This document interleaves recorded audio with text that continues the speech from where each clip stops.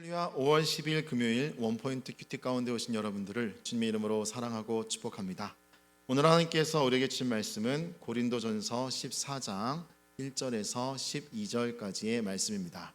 고린도전서 14장 1절에서 12절까지의 말씀, 다 같이 한 목소리로 읽도록 하겠습니다. 사랑을 추구하며 신령한 것들을 사모하되 특별히 예언을 하려고 하라. 방언을 말하는 자는 사람에게 하지 아니하고 하나님께 하나니 이는 알아듣는 자가 없고 영으로 비밀을 말함이라. 그러나 예언하는 자는 사람에게 말하여 덕을 세우며 권면하며 위로하는 것이요, 방언을 말하는 자는 자기의 덕을 세우고 예언하는 자는 교회의 덕을 세우나니 나는 너희가 다 방언 말하기를 원하나 특별히 예언하기를 원하노라. 만일 방언을 말하는 자가 통역하여 교회의 덕을 세우지 아니하면 예언하는 자만 못하니라. 그런즉 형제들아, 내가 너희에게 나아가서 방언으로 말하고 계시나 지식이나 예언이나 가르치는 것으로 말하지 아니하면 너희에게 무엇이 유익하리요? 혹 필이나 검은고와 같이 생명 없는 것이 소리를 낼 때에 그 음의 분별을 나타내지 아니하면 필이 부는 것인지 검은고 타는 것인지 어찌 알게 되리요?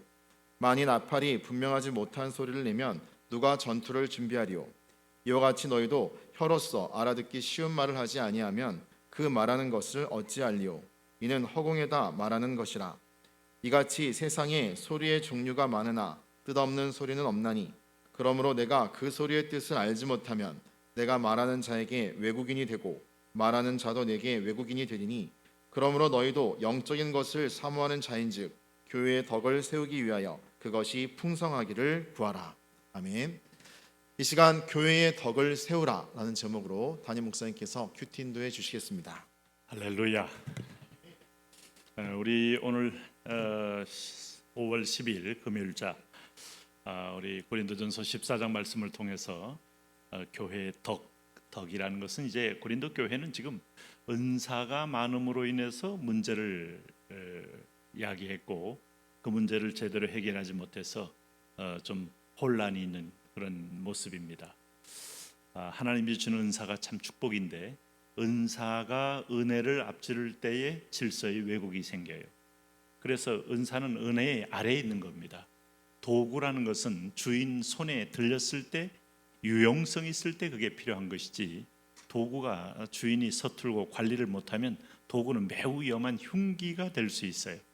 자, 그런 의미에서 이 은사에서 제일 중요한 것은 질서다. 그리고 우리가 이미 사도 베드로도 믿음의 덕을 했는데, 덕이라는 것은, 믿음은 구원의 필수 불가결한 요소이기 때문에 믿음이 없이는 하나님을 기쁘시게도 못하고 구원도 이루지 못합니다. 그러나 믿음을 얻은 사람, 믿음으로 구원을 받은 사람은 바로 덕이라는 것은 공동체에 내가 아닌 바로 다른 사람, 타인, 또 다른 은사를 받은 사람들을 존중함으로 거기서 한 몸을 이루어가는 과정을 말합니다. 그런 의미에서 볼 때 오늘 이 고린도 교회에 야기된 문제의 본질, 이것을 해결하는 방법은 아름다운 질서다 하는 걸 알 수 있어요. 특별히 그런 의미에서 1절에 보면 사랑을 추구하며 신령한 것을 사모하되 특별히 예언을 하려고 하라.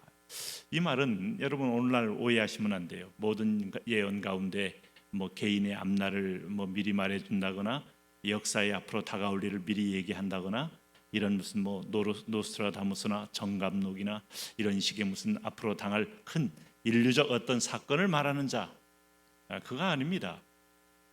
하나님은, 그건 하나님의 주권 속에 있고 하나님만이 설계자고 하나님만이 역사를 이루어 가세요. 이 예언은 이미 하나님이 예언자를 통해서 드러낸 말씀을 대언함으로 이것이 이루어져 가는 것을 보는 거예요. 그게 예언입니다. 그래서 선지자를 예언자라고 하는 거고 나비라는 표현을 쓰는 것이죠. 그런 면에서 볼 때 예언은 공동체에게 필요한 하나님의 음성을 대언하는 거기 때문에 말씀을 들을 때 우리가 무엇을 보완하고 무엇을 또 사모해야 할지를 알게 해주기 때문에 유익하다 이 말입니다. 그러나 예언에 비하여 똑같은 소리인데 방언은 결코 예언만큼 유익하지 않는 이유가 있다. 왜 그런가 하면 방언을 말하는 자는 사람에게 하지 아니하고 하나님께 하나니 이는 알아듣는 자가 없고 영으로 비밀을 말하므라. 자기 속에 있는 영으로 말하는 기도는 다른 사람이 알아들을 수가 없어요. 또 기도하는 본인도 잘 알지를 못해요.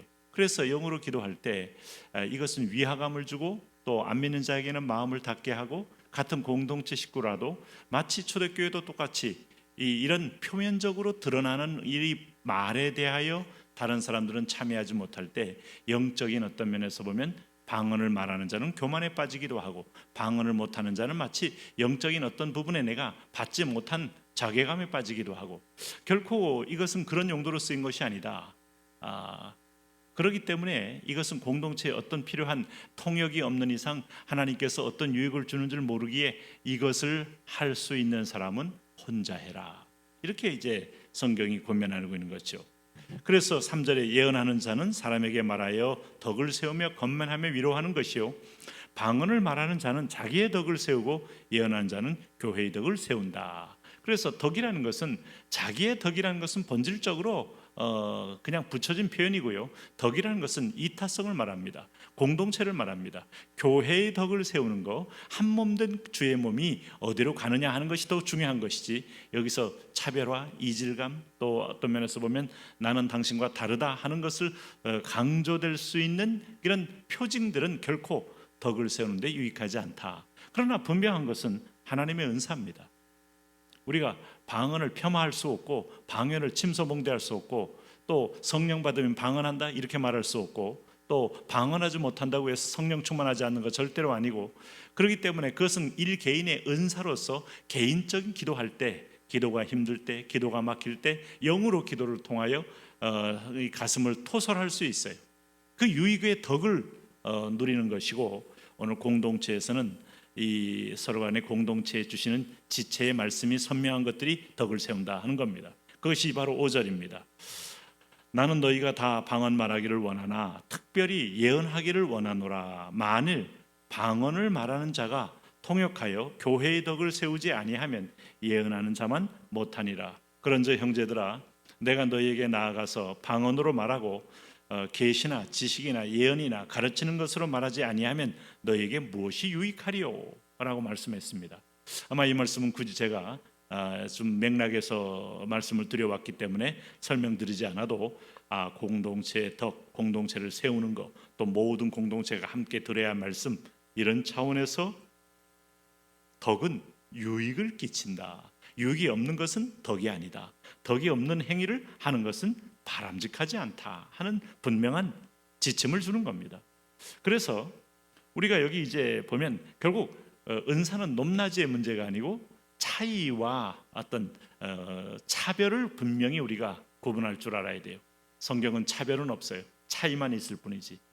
성경은 우리가 다양성은 있지 그것이 벌써 높낮이는 없다 이 말입니다. 그러므로 여기 이제 7절 말씀에 보면 혹필이나 검은 거와 같이 생명 없는 것이 소리를 낼 때 그 음의 분별을 나타내지 아니하면 필이 부는 것인지 검은 거를 타는 것인지 어찌 알게 되리요?